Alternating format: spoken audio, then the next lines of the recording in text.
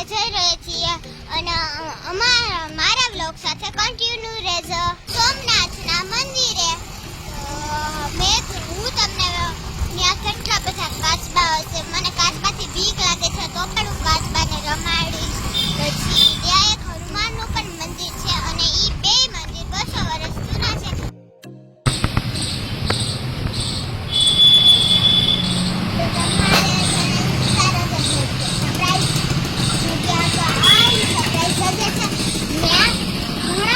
કાચબાઓ શિવજીની સાથે રહે છે. તો ચલો આપણે મંદિરની અંદર જોઈએ.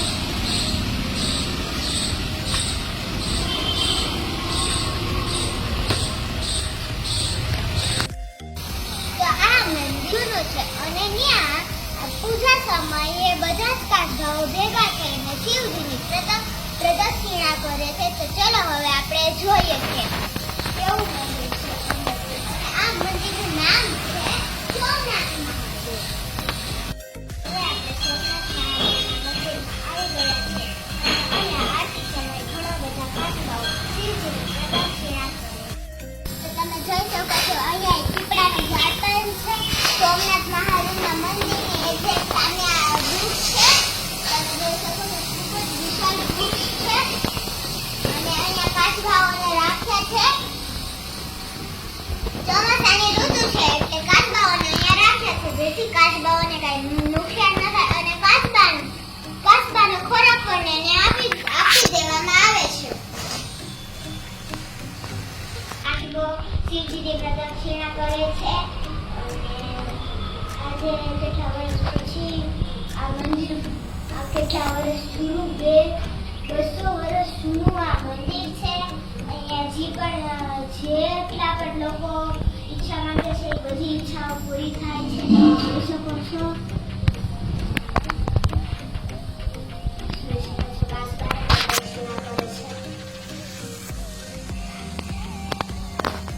મંદિર જાય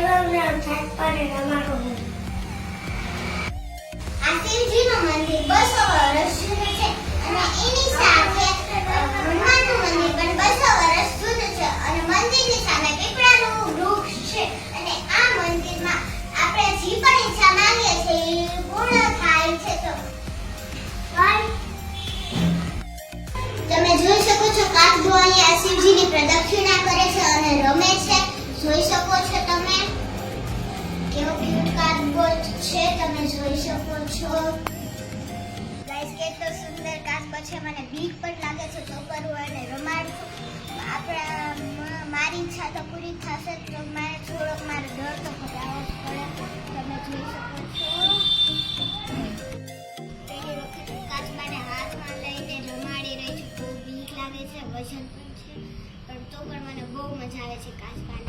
બધા મોટા આ નાનો કાચબો છે અને અંદર કેટલા બધા મોટા કાચબા છે એ મેં તમને બ્લોગમાં દેખાડ્યો છે. આ કેવો મસ્ત નાનો કાચબો છે. બેબી ટોટોઈસ.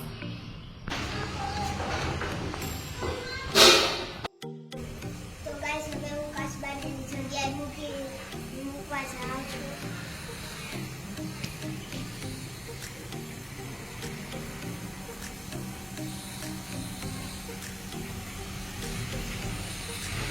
આ સોમનાથ મહાદેવનું મંદિર તો ખરું પણ કાચબાવાળા સોમનાથ મહાદેવનું મંદિર છે. આ પણ મહાદેવના મંદિરની 200 વર્ષ જૂનું મંદિર છે.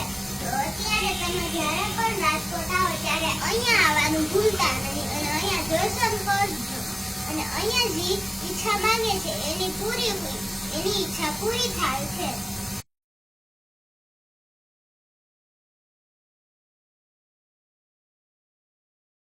આ મંદિર રાજકોટના બેડીનાકા વિસ્તારમાં આવેલ છે. તમે બધા સૌ આ મંદિરની મુલાકાત જરૂર લેજો.